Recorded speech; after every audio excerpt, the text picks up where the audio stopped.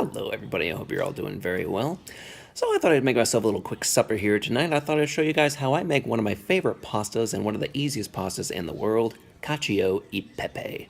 Now, what that is just pasta with cheese, cacio, and black pepper, Pepe. It's a very simple pasta dish to make. Anybody can make it. Hopefully, you can too after you see this, but if you can't, that's okay. Practice makes perfect. So, anyways, let's show you how we do this. So cacio e pepe requires a few simple ingredients. You're first going to need a little bit of olive oil, some freshly cracked black pepper, yes, that is kind of the backbone, some butter to kill the lily and help the sauce a little bit, and of course I had a little bit of freshly made pasta that I made earlier today because I felt like making pasta, and then of course one of the stars of the show was some freshly grated pecorino romano cheese. Now, what you're going to do over here is you're going to take a medium-sized skillet, and to that is when you're going to add a little bit of your olive oil inside of there, just like so. And then you're going to heat that over a medium-low flame, and then after that, you're going to add some of your freshly cracked black pepper. I'm using about a teaspoon to a tablespoon and a half because that's how much I freaking love black pepper, and black pepper really is the backbone of this dish, so make sure you're not too shy with the black pepper. Unless you don't like black pepper, then, that's on you. Anyway, so once we got our pepper and our olive oil into our medium skillet, it's when our heat is going to be on a medium-low, and we are good to go with the rest of it. So eventually your olive oil is going to stir it around, and your black pepper is going to start eventually toasting. And the idea behind that is just to add a little bit of that black pepper flavor into the oil and give it a little more of a pepperiness. Speaking of which, I just felt like adding a little bit more because, again, I love black pepper. I think black pepper is delicious, especially when it's freshly ground. But that's another story. So anyways, adding a little bit more.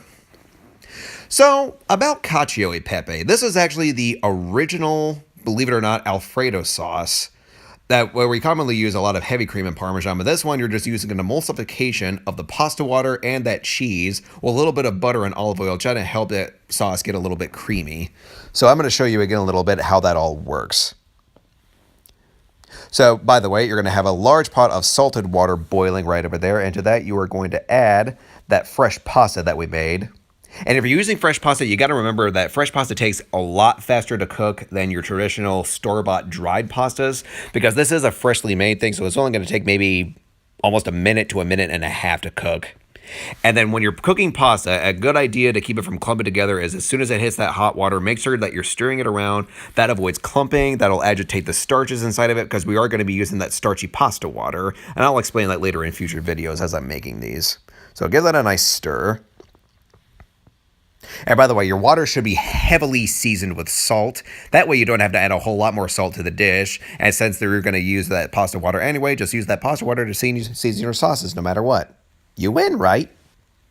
So anyways, now we're ready. We're going to take a little bit of that pasta water. We're going to stop that pepper from frying, and we're just going to let that water reduce down a little bit. And that's just going to help it calm down the the cooking process. Sorry, my recording is a little bit bad, but that's okay. I'm only a human being. So now at this point, after that reduces a bit, now we're going to add that fresh pasta into our sizzling hot skillet. Not too hot, though. Just hot enough for it to cling onto it. So, as soon as that reduces down just slightly, we're going to give that a nice final stir inside the water. And as you can see, that's starting to just kind of bubble up still. It's starting to just calm down. It's going to be okay. Nothing's burning. Nothing's going to splatter all over you. You're going to be fine. So after that, now at this point, we are going to add a little bit of our pasta now. Just like so. And by a little bit, I mean a lot. Sorry, that is my bad. So now the pasta goes inside.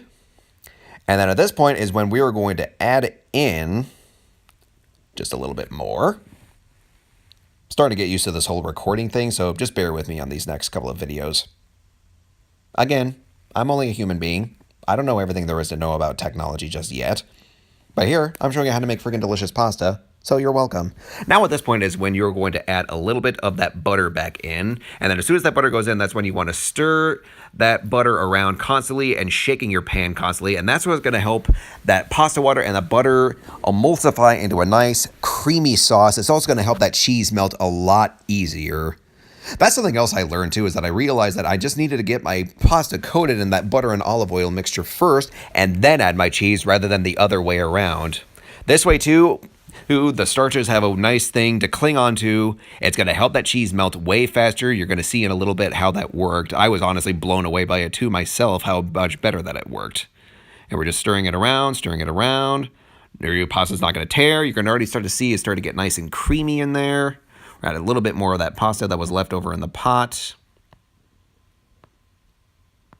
Gosh, just look at that. Isn't that amazing?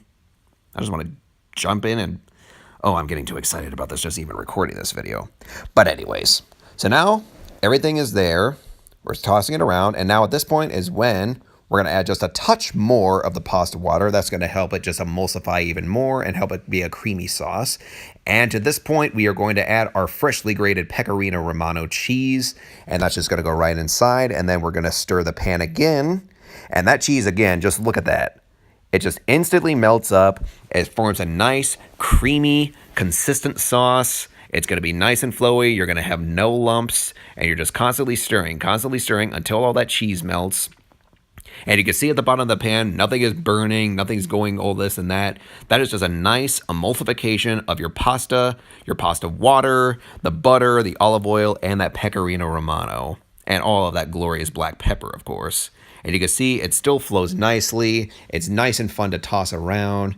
You're going to get a nice consistency if you like it this way. I personally like it in between. I like it a little creamy, but I still like it a little stiff, so I like it this way. But I am going to add just a touch more of that pasta water back inside, just to make sure that my consistency is just right, because we got to remember, food is still going to continue to cook after you pull it out of the skillet. That's something I will get into later in these future videos to try to teach you guys about carryover cooking, which will seriously make your life better in the kitchen. It will help your senses in your kitchen more, and it's going to be fun. So now at this point, I'm just going to add just a little bit more black pepper. I don't need to add too much salt because, again, as I said, there's a lot of salt in that pasta water, and that Parmesan Pecorino Romano cheese is already salty enough. So you don't want to add too much. You don't want to overkill it. You want to be more about the cheese and the black pepper at this point. So now, at this point, we are ready to plate it up, and and there we go. Oh yeah, I'm pasta. I'm ready to be eaten, baby. I'm sorry about that. So anyway, that is how you make a Cacio e Pepe. And just to prove that, you know, I'm not just one of those people that just makes food. Yes, I actually like eating my food. So as you can see, I just stuffed my face with a big mouthful, and yes. That first bite just said it all for me. It's a simple pasta dish to make. It's so tasty. It's so delicious. You guys need to try this sometime. I believe in you. I hope you enjoyed this video. Please leave some comments below if you have any more questions. Have a nice night and happy cooking.